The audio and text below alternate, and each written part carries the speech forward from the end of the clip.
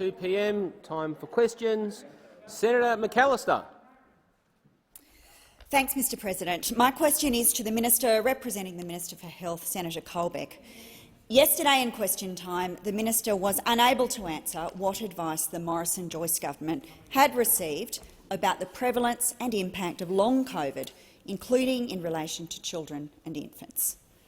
Last night he sought advice and clarified that, and I quote, longer-term impacts of COVID-19 to children under 16 years is emerging. Will the Minister admit to Australian parents that the Morrison-Joyce government can't tell them what the impacts of long COVID are on their children? The Minister representing the Minister for Health and Aged Care, Senator Colbeck. Thank you, Mr President. Mr President, I have to say it is really very disturbing. It is really very disturbing that the Labor Party continue to try and frighten Australians with respect to the impact of this virus. Mr President, this virus has been with us for a little over 18 months. We are still learning about this virus, Mr President. We are still learning about this virus. Senator Pratt, and Mr President, as we learn about that virus, as that advice comes to us, Mr President, we are very comfortable in providing that information to the Australian people so that they can understand it too. But it is changing all the time, and as information emerges, we work with health agencies around the world to better understand the impacts of the virus. And of course, Mr President, as different variants of the virus emerge, they also have different impacts, Mr President. And so, Mr President, I did respond to the chamber, as I said I would in question time yesterday, Mr President, and indicated that it is still that we are all still learning about the syndrome. But it also, Mr President, it also indicates, Mr President, the importance of the other measures that we have in place to support Australians in dealing with the virus, including the process of vaccination of the broader population, Mr President, because we know that when we vaccinate the broader population and we get those rates up, that protects everyone because it limits the transmission of the virus through the community, Mr President. So we will continue to work to understand the virus, working with the health professionals. There are some symptoms of this that will continue to emerge, Mr President. Senator McAllister, a supplementary question. Thanks, Mr President. Israel, which has fully vaccinated 78% of people aged 12 years and over, has predicted that by September half of new COVID cases will be in children. How many Australian children are projected to contract COVID when Australia reaches the 70% and 80% vaccination targets for those aged over 16?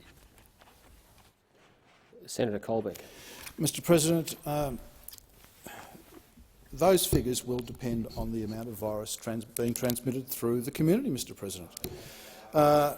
Senator, I think it's a ridiculous thing for you to state across the chamber, because the information will be dependent on the amount of virus being transmitted through the community.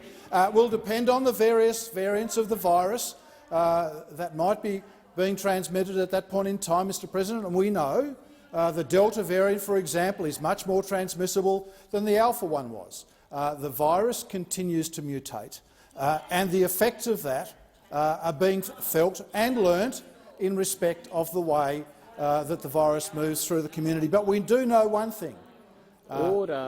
We do know one thing, Mr President. There are a range of principles that we can do to protect ourselves. Social distancing, processes that we're doing with the states with respect to restriction of movement, and of course vaccination, Mr President. Senator McAllister, a final supplementary question. Mr President. The Morrison-Joyce government was responsible for the tragic deaths of 685 older Australians in residential aged care last year, and has failed First Nations children in Western New South Wales, who account for more than 40% of new cases.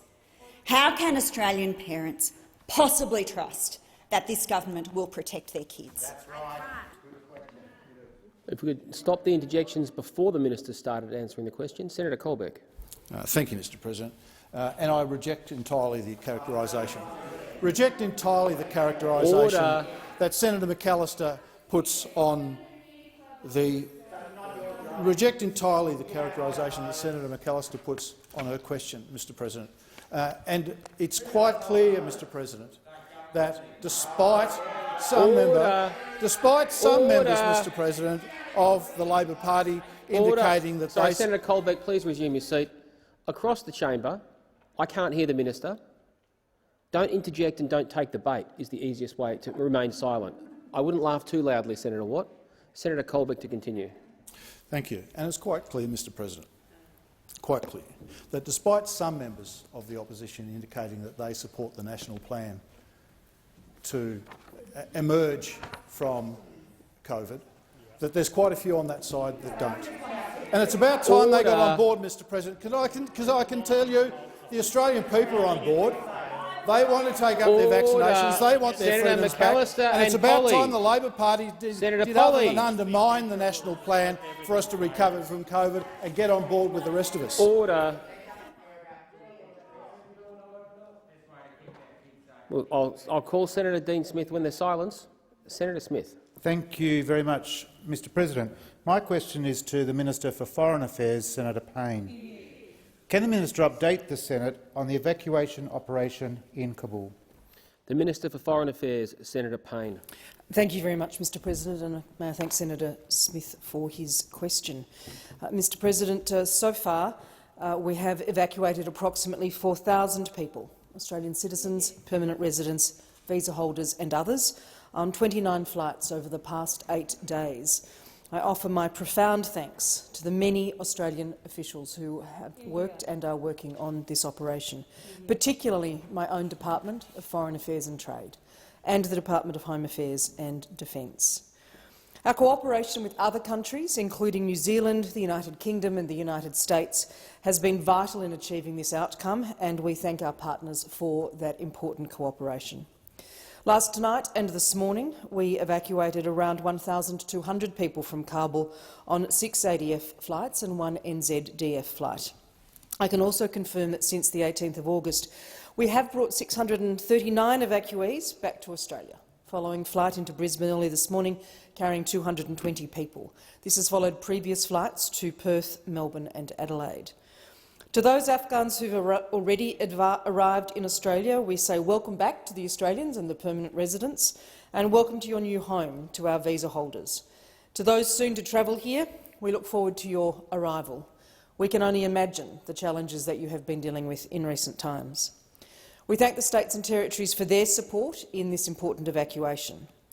As I said, we understand this is an extremely distressing time for Australians in Kabul and others such as visa holders and visa applicants. For those in Australia who still have family and friends in Afghanistan, we do understand that distress. We are fully aligned with our international partners to insist the Taliban holds to international standards of human rights and protections. We do remain focused on the safe evacuation from Afghanistan of as many Australians and visa holders as possible for as long as possible, Mr. President. Smith, a supplementary question. Thank you, Mr. President. Can the minister update the Senate on the changes to Australia's travel advice to Afghanistan? Senator Payne. Thank you, Mr. President. The security situation in Kabul was already dangerous and volatile and has deteriorated further. Early this morning, we changed our travel advice. For Australians and Australian visa holders in Afghanistan, the new advice is do not travel to Hamid Karzai International Airport. It is not safe to do so. If you are in the immediate area of the airport, leave now, move to a safe location and await further advice. There is the potential for violence and security threats with large crowds. There is an ongoing and very high threat of terrorist attack. Our partners, including New Zealand and the UK, have taken similar steps to our own, and others, including the US and Canada, have amended their travel advice equivalents. The government's priority throughout this operation has been the safety of Australians and their families and visa holders, and that remains the case. Senator Smith, final supplementary question. Thank you, Mr. President. Can the minister update the Senate on the government's continued support for Australians and visa holders in Afghanistan? Senator Payne. Mr President, the Australian government notes the Taliban has made undertakings about foreign nationals seeking to leave Afghanistan. We continue to seek that they observe those undertakings, including to uphold human rights and to allow our citizens and Australian visa holders to depart safely if they wish to do so. For Australians who remain in Afghanistan, please register with the Department of Foreign Affairs and Trade if you have not done so already. The Department of Home Affairs will proactively contact those who have been granted temporary safe haven subclass 449 visas but remain in Afghanistan, with advice about what they should do when it is safe. We will continue to process visa applications from Afghans seeking protection. The government will work with the International Organisation for Migration, the United Nations High Commissioner for Refugees, Afghan community leaders in Australia and leading refugee advocates and service providers to welcome people from Afghanistan. Senator O'Neill. Very much, Mr President, and my question is to the Minister representing the Minister for Education and Youth, Senator Reynolds. Reports suggest around 30% of COVID-19 cases in New South Wales and 40% of cases in Victoria are in those 19 and younger. How many children have contracted COVID-19 in New South Wales and how many in Victoria during the current Delta outbreak? The Minister representing the Minister for Education and Youth, Senator Reynolds.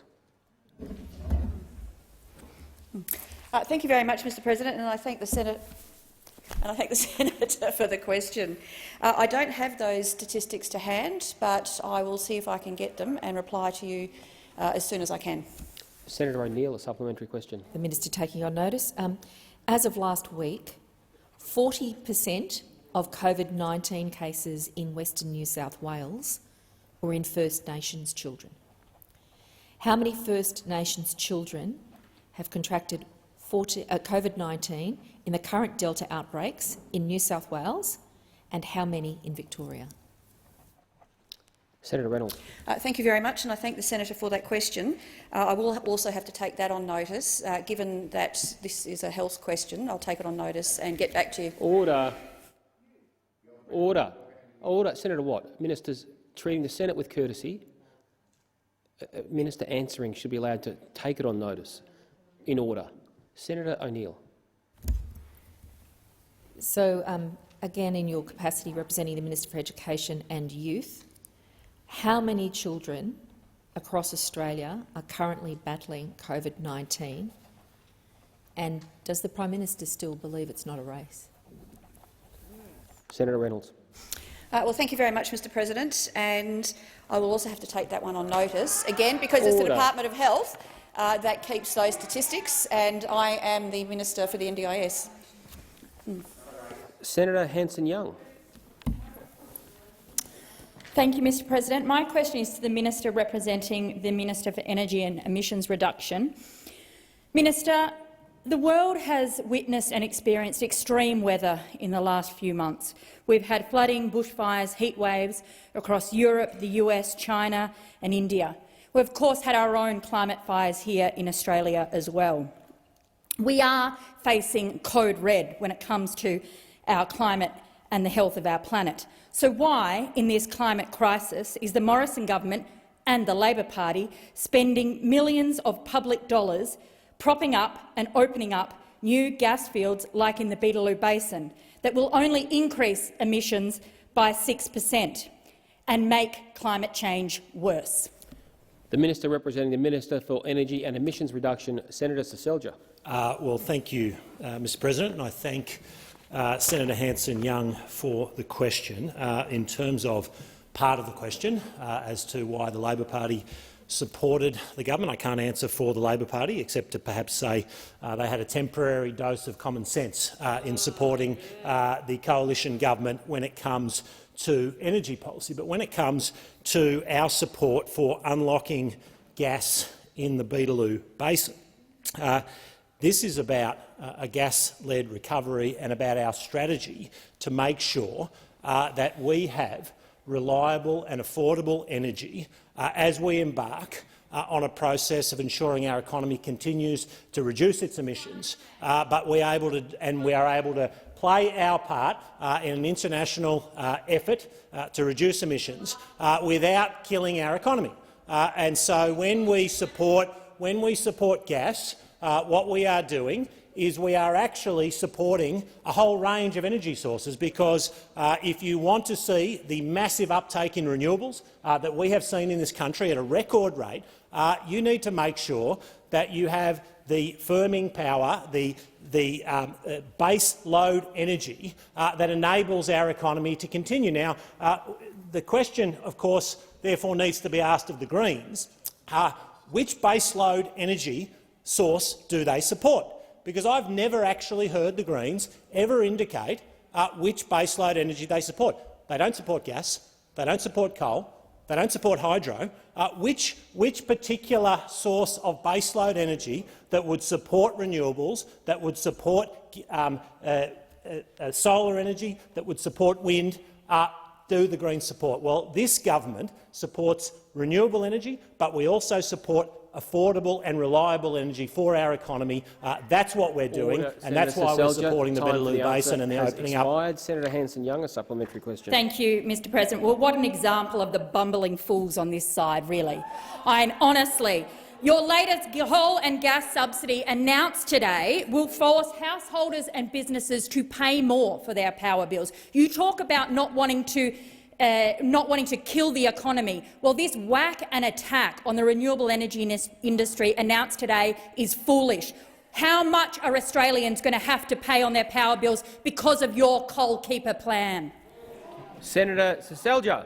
Well, thank you, and I thank Senator Hanson-Young for the question, because what she has demonstrated again with that question is that she wants to bring the former Labor government in South Australia's experiment in that state national. That is what the Greens would like to see. They would like to see the Australian people not having the energy they need to support jobs, to support the economy and to support their ability to live their lives in the kind of comfort that many of us have come to expect, and in fact the Greens, of course, have come to expect. Because I always am interested in the lecturing tone from the Greens, who never lead by example. I'm reminded of a local Green who said, we want to take you back to the caves, but just not yet. Just not yet. Well, the Greens aren't prepared to go there. They're not prepared to go there. They're prepared to enjoy all of the abundant energy sources we have. We're bringing down energy prices. That's what we've been doing. Right. We're not going to take advice from the Greens, which would destroy our economy. Has expired. Senator Hanson-Young, a final supplementary question. The intellectual prowess represented on the front bench here. Energy market analysts have estimated that your coal keeper plan is going to cost householders from $180 to $430. Can you confirm? Will the government tell us how much householders' power bills are going to be because of your dodgy plan to prop coal up today? Senator Seselja. Well, thank you very much, and I reject the premise of the question from Senator Hanson-Young. What we have seen under this government is that our policies have seen energy prices coming down. And this is how you get energy prices down in this country. You get investment in new technologies. You get investment in renewables, which we've seen at record Senator rates. Hanson-Young, on a point of order. Thank you. Relevance. I asked whether the government could confirm how much householders' power bills would cost under this plan. Senator Hanson-Young, your question had a great deal of commentary, commenced with what I assume was a sarcastic barb, and quite frankly, if questions are phrased in that way, then ministers have a great deal of discretion in how they can answer them. It wasn't just as simple as you outlined. Senator Seselja. Thank you. And clearly Sarah Hanson-Young is in a very bad mood this afternoon. And I don't know what's caused that. Use people's correct titles, please, Senator. Senator Hanson-Young, did I say?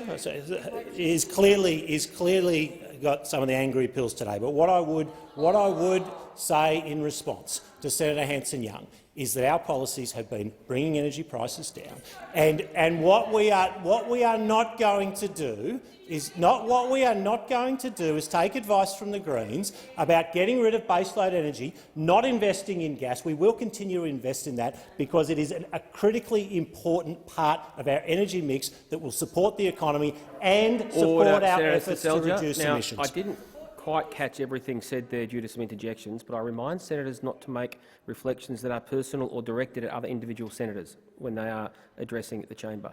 Senator Patrick, remotely.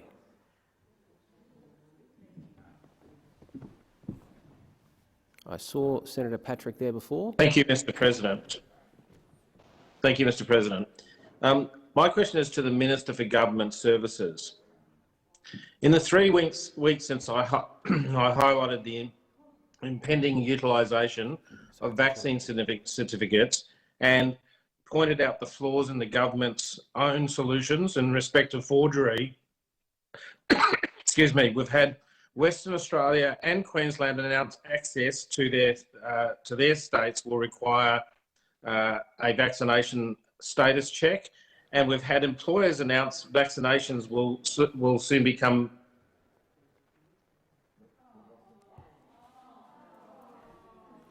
What I'm going to do is I'm going to ask Senator Patrick to log on, then log off. I'm going to go. 200,000. Senator Patrick, the system, when it's running all day, does tend to come under strain. Can you log on, log off? And what I'll do is I'll come to you for the next question.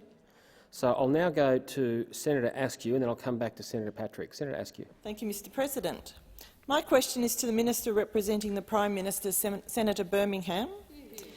Can the Minister advise the Senate how the Liberal and Nationals government is delivering its economic recovery plan and supporting Australians to chart our way back from the COVID-19 pandemic, including through the national plan agreed by the National Cabinet? Minister representing the Prime Minister, Senator Birmingham. Thanks, Mr. President. I thank Senator Askew for her question, a very important question about indeed Australia's performance through this once-in-a-century global pandemic and our pathway through to the other side of it. Mr. President, Australians have much to be proud of in the way they've responded to this pandemic.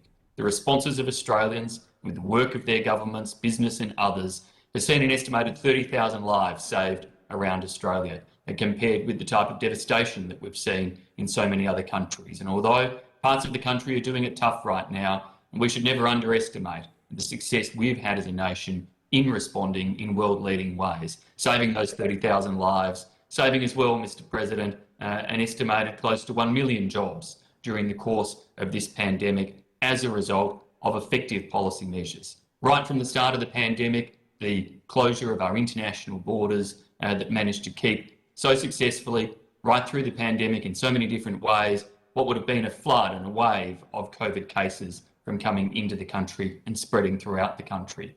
Equally, Mr. President, the economic supports, from JobKeeper through to the coronavirus supplement, cash flow boosts, temporary full expensing measures, supports to targeted sectors like aviation, tourism, business payments now being delivered directly with the states, and disaster assistance payments directly to affected individuals. Our economy has demonstrated resilience again and again, and we should have confidence that it will do so once more when current lockdowns and restrictions ease, particularly growing confidence as we see vaccination numbers hit new records, more than 335,000 achieved yesterday, helping Australia surge towards the scientifically based targets of the Doherty Institute of 70 and 80% full vaccination rates that can give confidence and hope and safety to Australians that we will be able to achieve a greater sense of normality in the future, and through that help to get our country to the other side. Senator Askew, a supplementary question. Thank you, Mr. President. Minister, despite the COVID-19 challenges Australia is currently facing, what does recent data demonstrate about the resilience of our economy? Senator Birmingham. Mr. President, there's continued to be significant support in terms of our economy, and from that support, significant strength in our economy. The jobs market has shown great resilience, coming back strongly from different lockdowns and shutdowns and holding up very strongly. Just last week, we saw real wages data continuing to remain above pre-pandemic levels. These things are a contrast to so much of the rest of the world. And indeed today, the Future Fund, an important, hugely important asset for our nation, has delivered its strongest ever investment earnings through the 2020-21 year, where earnings have grown by 22.2%, up some $35.7 billion, tripling, Mr. President, the initial investments that have been made in the Future Fund, ensuring that nest egg for our nation's future is as strong as possible. These all demonstrate resilience, strength and capability across the Australian economy and should give people confidence for the future. Senator Askew, a final supplementary question. Thank you for that answer. Minister, what can all Australians do to help deliver the national plan and build further confidence in our recovery from COVID-19 for all Australian households and businesses? Senator Birmingham. The national plan is about giving Australians confidence in the safety of themselves and their families, as well as confidence in the reopening of our economy, that they will be able to get their businesses back on a stable footing, their jobs even more secure, and that we can resume the type of growth that our country has seen in recent years, strong growth in jobs numbers, providing strong opportunities for all Australians. To support this plan, Australians need to do as they currently are, turning out in record numbers to get vaccinated. Over 70s have now had, some 86% plus of over 70s have now had the first dose of vaccine. 59.9% of them have had their second dose. Across the whole population of 16 plus, 55.2% have now had their first dose. As we see the ATAGI advice being received in relation to children, continued increase in supply, growth in the more than 8,900 centres to get a vaccine, Order. all should have Senator confidence Birmingham, that we time for the can answer deliver has this plan. expired. Senator Patrick is back, I believe. Thank you, Mr. President. My question is to the Minister for Government Services. In the 3 weeks since I highlighted the impending utilisation of vaccination certificates and the fact that the government solution is easily forged, we've had the Western Australian and Queensland governments announce access to their states will rely on vaccination status, and we've had employees announce that vaccination will become compulsory. In the same time, the vaccination program has delivered over 4.4 million doses and adds almost 290,000 doses a day. The value in proof of vaccination is climbing. The problem is getting bigger. The system is flawed, relying on a solution that could possibly undermine attempts to stop the virus spreading. Can the minister explain what the solution to this mess is? The Minister for Government Services, Senator Reynolds. Well, thank you very much, Mr. President. And first of all, I would totally reject the premise of, or the assertions from Senator Patrick that is simply not the case, and let me explain why. The national plan our government has developed and agreed to is our pathway to living with this virus. That is our goal, to live with this virus, not to live in fear of it.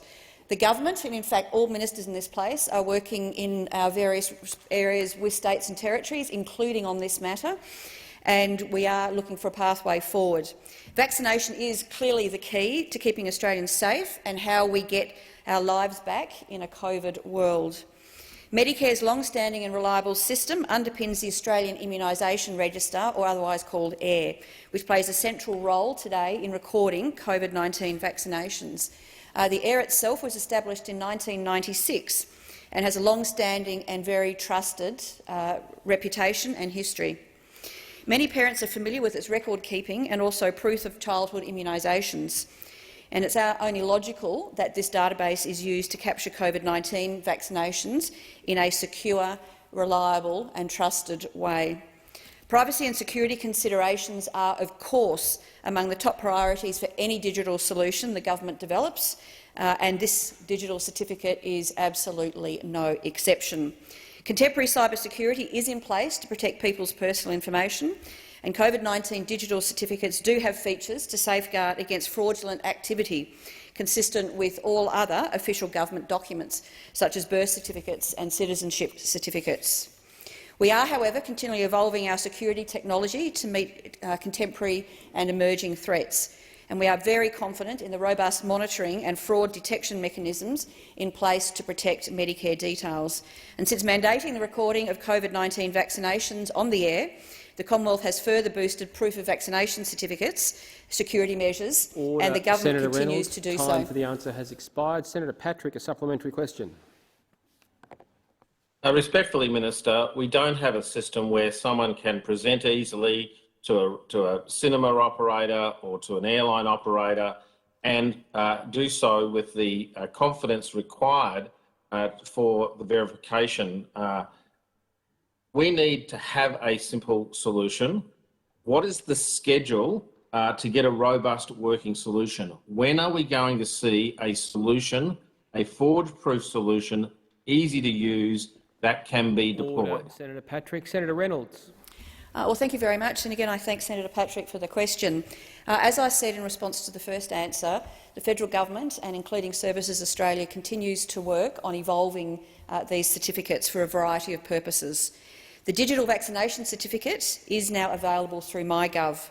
The Commonwealth has provided Australians with an initial quick and reliable way to access their proof of COVID-19 vaccination when they may need it, including in response to public health settings imposed by states and territories when proof of vaccination may be required. More than 2.5 million people have now accessed their digital vaccination certificate. It has been, and it will continue to be, an individual's responsibility to provide proof of vaccination should it be required by states and territories. The Commonwealth and state and territory governments are currently in consideration of a number of options for how to progress and evolve the proof of vaccination, and possibly how it could be integrated into state and territory, their own COVID-19. The answer's expired. Senator Brown. Thank you, Mr President. My question is to the Minister representing the Minister for Agriculture and Northern Australia, Senator Mackenzie. The Inspector-General of Biosecurity found that officials from the Federal Department of Agriculture made crucial errors in relation to the Ruby Princess. Federal officials did not administer traveller with illness checklists, did not review the ship's medical log, and therefore did not contact New South Wales Health to raise concerns about sick passengers and crew. The Inspector-General told ABC that, and I quote, "If the department had done what it agreed to do, then the chances of a Ruby Princess incident happening were significantly reduced." End quote. Does the Morrison-Joyce government accept this finding? Now, I must apologise to the chamber at this point and to Senator Patrick, because my scribble meant that I had missed his second supplementary. I'm sorry, Senator Patrick. Please accept my sincere apologies.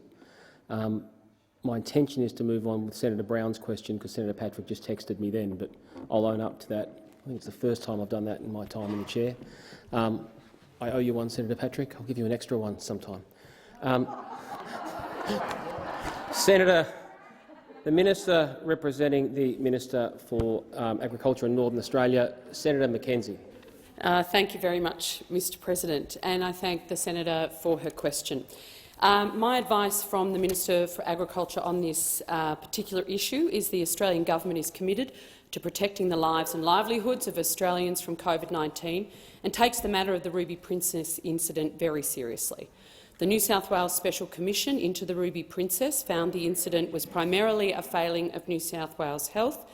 At Minister Littleproud's request, the Inspector-General of Biosecurity reviewed matters relating to the arrival of the Ruby Princess and made 42 recommendations. Minister Littleproud asked the department to implement all recommendations from both the Inspector-General's review and the Walker inquiry as a matter of priority, and significant progress has been made. In the article published by the ABC on the 24th of August 2021, the Inspector-General of Biosecurity said many other improvements were also being made, and I quote, "I am dramatically more positive about the ability of the department to deal with these things today than I would have been at the same time last year." Minister Littleproud has said that the department could improve, but it is not ultimately responsible for the human health assessment. In response to the New South Wales Commission and the review by the Inspector-General, a series of actions have already been taken to improve the department's capability to respond to human biosecurity risks. New arrangements for communicating with human biosecurity officers and port stakeholders about human health issues are working well. Senator Brown, a supplementary question.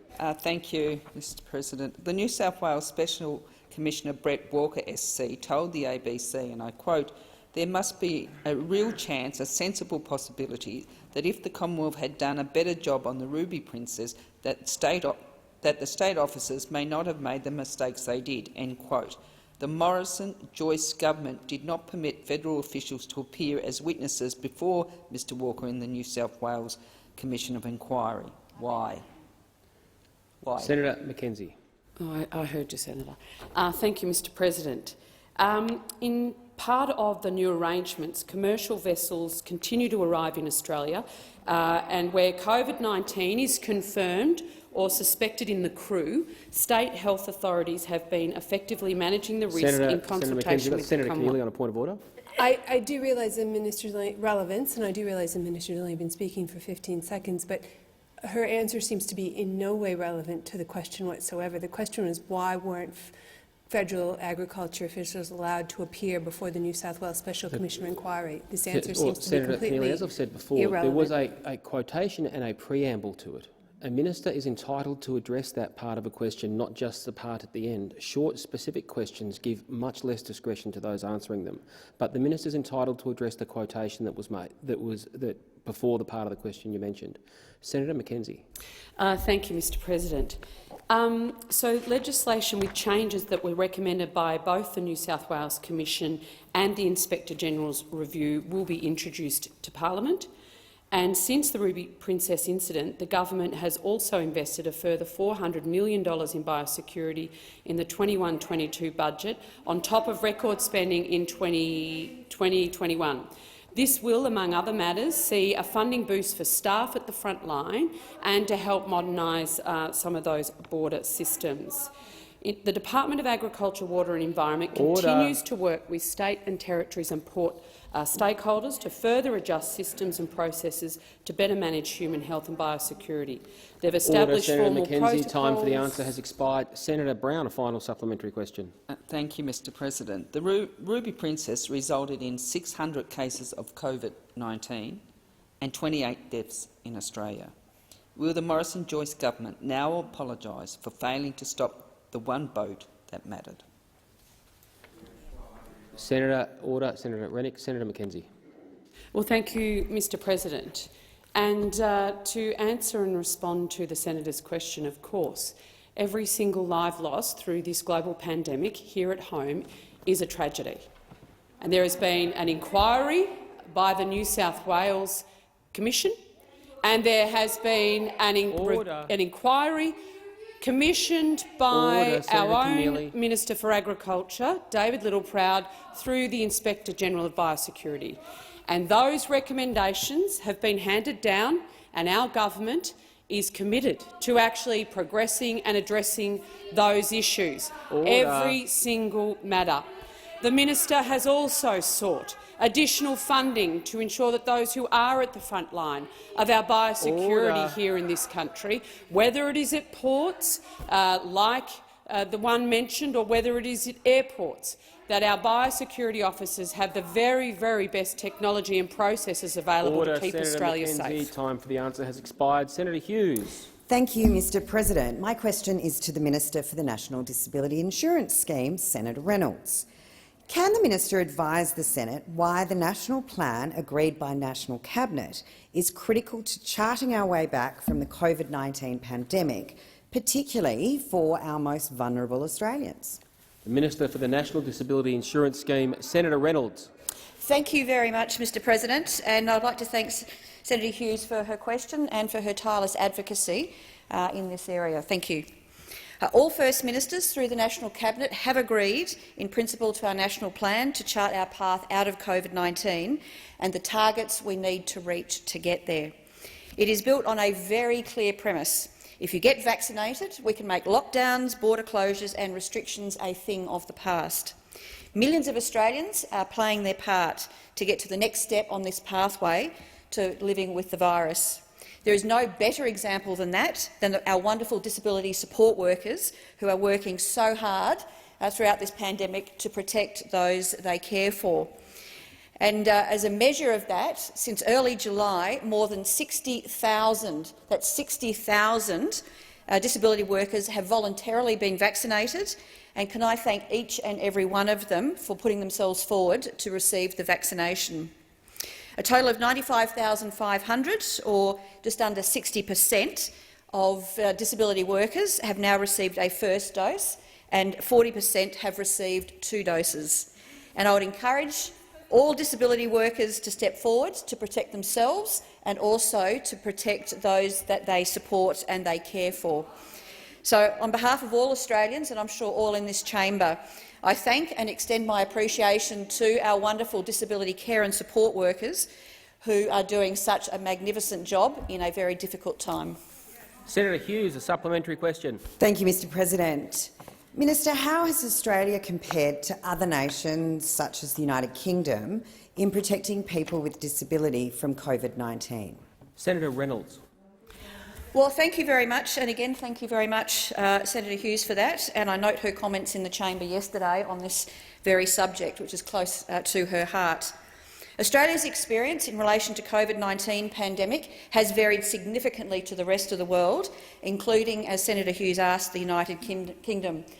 And can I say I find it almost unbelievably irresponsible to unnecessarily alarm Australians with disabilities and those who love them with alarmist and totally and utterly irrelevant assumptions and international comparisons. The facts matter in this, and they matter a great deal.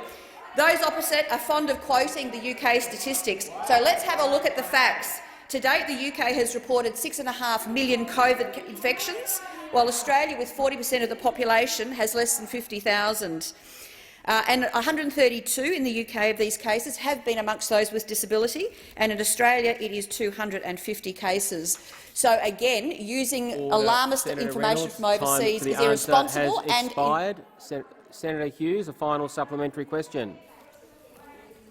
Order. You finished? You finished? Order on my left. Senator Hughes. Mr President, having secured my gorgeous 12-year-old's appointment this morning for his first and second Pfizer shot, thank you for opening it up to all of our 12-plus NDIS participants. So, Minister, why is the acceleration in the vaccine rollout so important to ensuring the delivery of the national plan and Australia's recovery from COVID-19? Senator Reynolds. Thank you very much, Mr President, and that is indeed good news, Senator Hughes. Nationally, we have seen a significant acceleration of the vaccine rollout, now with more than 17.7 million doses being administered. We're vaccinating just under 2 million each week and 1 million in the last 3 days alone. And there has been a concerted effort across government and the disability sector to communicate the importance of vaccination and to provide information on the over 8,000 channels now available. The rates of NDIS participants, like the national rollout, has accelerated significantly over the last few months. Of NDIS participants, more than 95,000 have been vaccinated since early June. Nearly half of all participants and over 16s have now had 1 dose. And pleasingly, vaccination rates for NDIS participants in shared accommodation has tripled since the beginning of June, with 68% now having received their first dose. And as Senator Hughes says, all participants over 12 years old are now eligible for vaccination. Has expired. Senator Watt. Thank you, Mr President. My question is to the Minister representing the Prime Minister, Senator Birmingham. Yesterday, instead of taking responsibility for his slow and bungled vaccine rollout, which is causing the current COVID outbreaks, Mr Morrison blamed Queenslanders for their vaccination numbers. Why is Mr Morrison shifting blame to Queenslanders instead of taking responsibility for his failures to roll out the vaccine, which have left Queenslanders vulnerable to COVID-19? Minister representing the Prime Minister, Senator Birmingham. Thanks, Mr President. Well, it must be another day ending in Y, because Senator Watt is seeking to peddle mistruths in the chamber. Mr President, that is not at all what the Prime Minister has done or said. Indeed, I can really only think of 2 Queenslanders who might stand out in terms of being unhelpful to the vaccine rollout. That would be the Premier and the Chief Health Officer, both of whom seem to do their utmost to try to dent confidence in it early on. But I'm thrilled to know that Queenslanders have overcome those theatrics from their leaders, that Queenslanders are actually responding in strong numbers to the vaccine rollout, as indeed are all Australians. And that's the crucial thing, Mr President. The job is getting done. Australians are turning out in record numbers. More than 330,000 did so yesterday. It's driving our country at rates of people getting vaccinated faster on a per capita basis than the US or the UK ever achieved, and we want to encourage Australians to do so, and we completely reject the type of negativity we get from Senator Watt. Senator Watt, a supplementary question. Thank you, Mr President. Today, the Queensland Government has announced that after months of the Morrison government failing to deliver, Queensland will go it alone and build a dedicated quarantine facility at Wellcamp Airport near Toowoomba. 18 months into the COVID crisis, why is the Morrison-Joyce government still failing to take responsibility for delivering safe national quarantine? Order. Senator Birmingham. Senator Rennick. Or Senator Birmingham. Mr President, we're grateful for all the states and territories who've worked with us in the delivery of quarantine, which has overwhelmingly been safe and effective in the return of hundreds of thousands of people from overseas. Contrary to what Senator Watt's saying, we're also getting on with building quarantine facilities, construction underway in Melbourne, commitment and indeed contracting in place for Western Australia, and similarly in Brisbane we're building a facility that is actually proximate to the airport, proximate to major hospitals, able to meet quarantine needs. If Queensland want to build one that's a long way away from the international airport, that's their decision. I hope they're doing it for the right reasons, not political ones. Senator Watt, a final supplementary question. Thank you, Mr President. This week, Mr Morrison blamed Queenslanders for his own vaccine rollout failures and left Queensland to build and fund safe quarantine without federal support. Why is Mr Morrison more interested in blaming Queenslanders than taking responsibility for keeping them safe from COVID-19? Order. Order. Senator Birmingham. Senator Watt. Mr President, I completely reject the premise of those questions. And the real question, of course, should be why does Senator Watt— Senator Birmingham, I'm going to ask you to cease and I'm going to let you start again because Senator Watt is interjecting so loudly I can't hear your answer. Well, maybe if you ask a question you might want to listen to the answer yourself. Senator Birmingham, to continue. Mr President, as I was saying, I completely reject the premise of the questions from Senator Watt. And frankly, the only question really is why does Senator Watt feel the need to misrepresent any statement and to continually play politics with these matters? We're proud as a government of the fact that Australians are turning out in record numbers to get vaccinated. We now have volumes coming into the country of additional vaccine in record numbers. We have nearly 9,000 distribution points across the country. We've seen the 70-plus age group charge through, more than 86% of them getting their first dose. Right across the whole population, more than 55% of 16-plussers have. We're soon to receive the ATAGI advice in relation to 12 to 15-year-olds, and we will be bringing them, along with every other eligible Australian, into this record-breaking vaccine rollout to get the job done, despite the negativity of the Labor Party. Senator McMahon. Thank you, Mr President. My question is to the Minister representing the Minister for Infrastructure, Transport and Regional Development, Senator Mackenzie.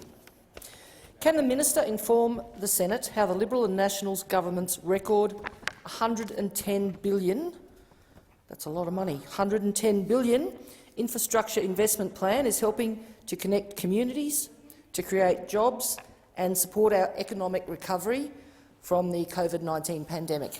Minister representing the Minister for Infrastructure, Transport and Regional Development, Senator Mackenzie. Thank you, Mr President, and thank you, Senator McMahon, for your question and your tireless efforts to represent the Territory here in this place.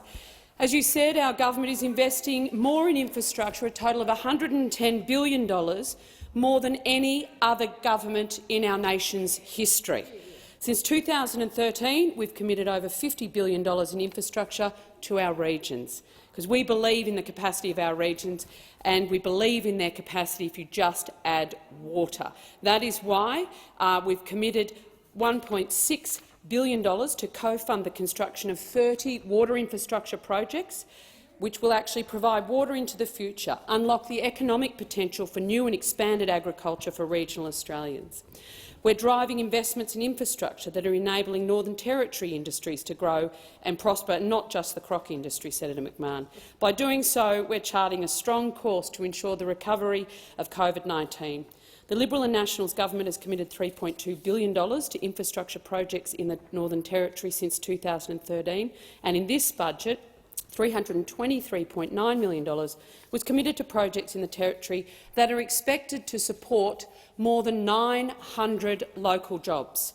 We're upgrading vital road infrastructure with $150 million for Phase 2 of the NT National Network highway upgrades and just over $173 million for the 6th corridor under the Roads of Strategic Importance initiative. This will support the development of the gas industry in the Beetaloo sub-basin, which I know you're incredibly passionate about. It will increase our gas supply, create more jobs and provide significant economic growth, not just for the NT, but for the whole nation. Delivering improvements to roads used by rural communities within the Beetaloo will benefit the residents, workers and visitors. It's clear from the investment that it's the Liberal national governments that's committed to delivering the infrastructure our nation needs to economically recover. Senator McMahon, a supplementary question. Thank you, Mr President. That is indeed excellent news, Minister. Can you inform us what infrastructure programs will improve safety and support growth and recovery in Northern Territory communities? Senator Mackenzie. Thank you, Mr President. I'm sure you'll be pleased to hear that the town of Katherine, the gateway to the region, has a strong tourism sector, schools and health facilities that will all benefit from the investments that we're making. And we haven't just stopped there where I mentioned earlier. We've committed $139 million to upgrades to the Outback Way. We've got upgrades to roads that tourists use, with one of the most spectacular parts of our beautiful nation, including the town of Alice. Together we have 26 projects under construction, and this is in addition to the 12 completed projects that we've committed to more than $395 million to. We've also committed more than $30 million to build the Tiger Brennan Drive and Berrima Road overpass to ensure a safer commute for the 20,000 motorists that use it. The project will see up to 155 jobs support at the peak of the works, and it will take nearly 2 years to complete. Senator McMahon, a final supplementary question. Thank you, Minister. Great news for the Northern Territory. What investments is the government making in other critical projects, particularly in regional Australia, to chart our way back from COVID-19? Senator Mackenzie. Well, thank you, Senator McMahon. Since 2013, our government has committed more than $2.8 billion to support community infrastructure that promotes stable, secure and viable regional economies, builds on the resilience of our communities as we recover from the pandemic. More than $247 million has been committed through the Regional Growth Fund for projects from construction of the Katherine flood mitigation and headworks project in the NT. For projects that help grow regional economies and provide sustainable employment, we've committed $206 million to the regional jobs and investment packages and $145 million to the Stronger Community program, which has funded around 12,000 projects since 2015, because we believe in recovery from COVID that will be led by regional Australia. Senator Pratt. My question is to the Minister representing the Prime Minister, Senator Birmingham. A week ago, the Prime Minister promised to build a new quarantine facility at Jandakot Airport in Western Australia, after the Department of Finance recommended that site after a feasibility study. So why has Mr Morrison already broken that promise, announcing the quarantine station will now be moved to a new site near a contaminated RAAF base? The Minister representing the Prime Minister, Senator Birmingham. Thanks, Mr President. Well, if Senator Pratt bothered to look at any of the detail of what was said when the Jandakot site was announced as a preferred location a little over a week ago, she would have, Mr President, known that at the time I spoke very publicly about the fact that terms in relation to access to that site weren't settled, that contingency and backup plans looking at other sites were underway, and that the government was reserving the right. Indeed, the Memorandum of Understanding that we signed with the West Australian government, who are clearly far more mature on these issues, or the Anthony Albanese opposition, the West Australian government MOU that we signed actually acknowledged the fact that there were contingency sites underway. The WA government has been engaged, involved and aware of that. Now, what we've done is move to the Bullsbrook site, the Defence Training Centre there, on the basis of it being the site that will enable us to most efficiently, in terms of time and money, get the project built and delivered. That's why we're going there. It's that simple. Senator Pratt, a supplementary question.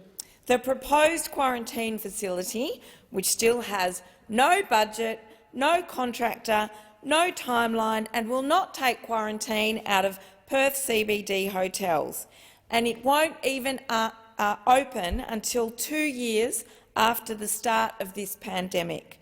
Why is Mr Morrison so slow to act in keeping Western Australians safe? Senator Birmingham. Thanks, Mr President. Well, I note Senator Pratt there claiming that there's no contractor. If she bothered to read her hometown newspaper, The Western Australian, today, she would actually see that we announced the contractor for construction on the Bullsbrook site yesterday. I thank Multiplex for the work they're doing on that site, as they are elsewhere around the country. They're in a position where they're going to get the designs finalised, the approvals finalised and construction underway the month after next. Senator Pratt, final supplementary question. Mr Morrison has called Western Australians cave dwellers and has now delayed construction of a new quarantine facility, all after siding with Clive Palmer against Western Australia's border restrictions. Why does Mr Morrison continually show such contempt for Western Australia? Order. Order. Senator Birmingham.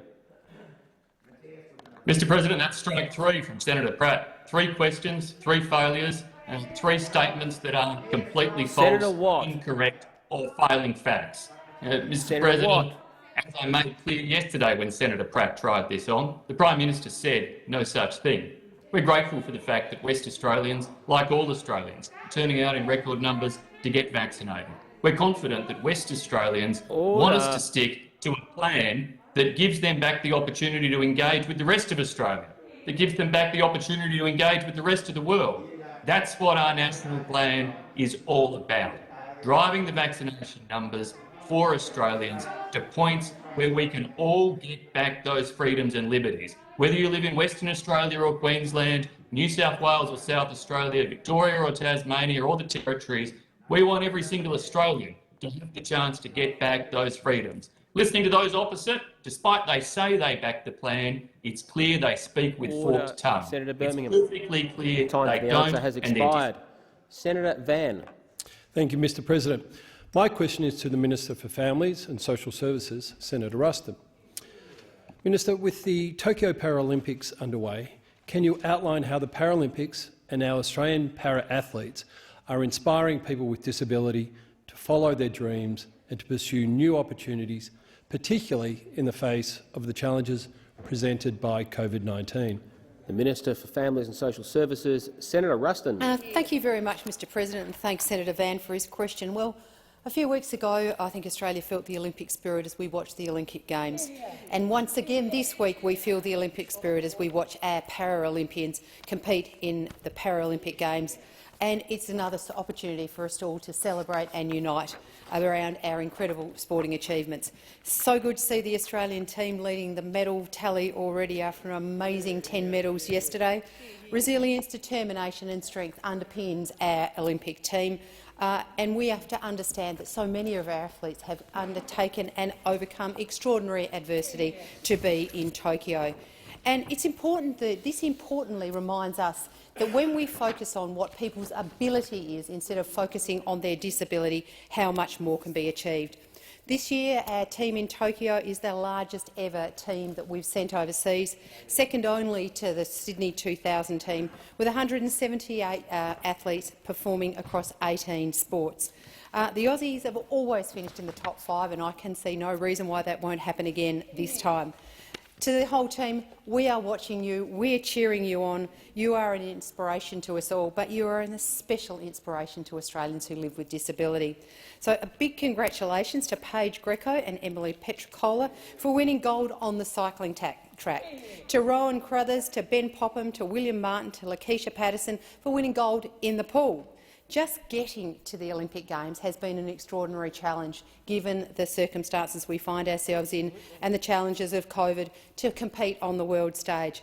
I hope everybody in Tokyo reaches whatever goal they sought to go there for, whether it's a personal best, winning a gold, or in the case of my mate Dylan Alcott, hopefully achieving that extremely difficult Golden Grand Slam. To our Paralympics, good luck. Australia's proudly watching you compete in our green and gold. Senator Van, a supplementary question. Thank you, Mr President. Minister, as we work to deliver the national plan agreed by National Cabinet, how is the Liberal and Nationals government ensuring that people with disability can fully participate in the workforce and take part in our economic recovery from COVID-19? Senator Ruston. Thank you very much, Mr President. Well, we know that a lack of information and support can be an extraordinary barrier to participation and independence. And throughout this pandemic, especially as we move through the national plan, we want to make sure that we support people to get the access to the supports that they need to look after themselves during the lockdown, but to know what's on the other side.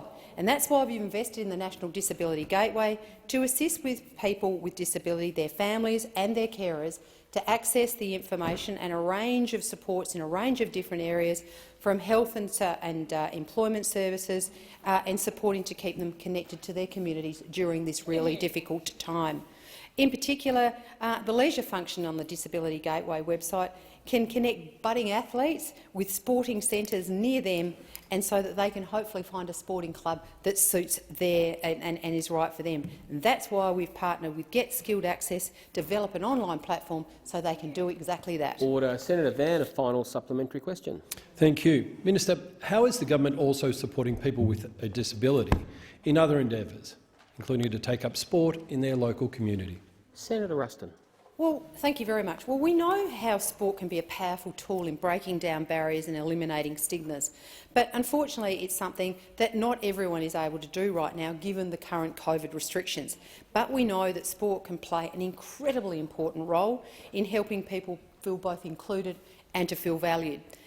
So the Sport for All program is designed to help and work through 500 schools and local clubs to provide accessibility for sport for people with disability in remote communities and also our culturally and linguistically diverse people.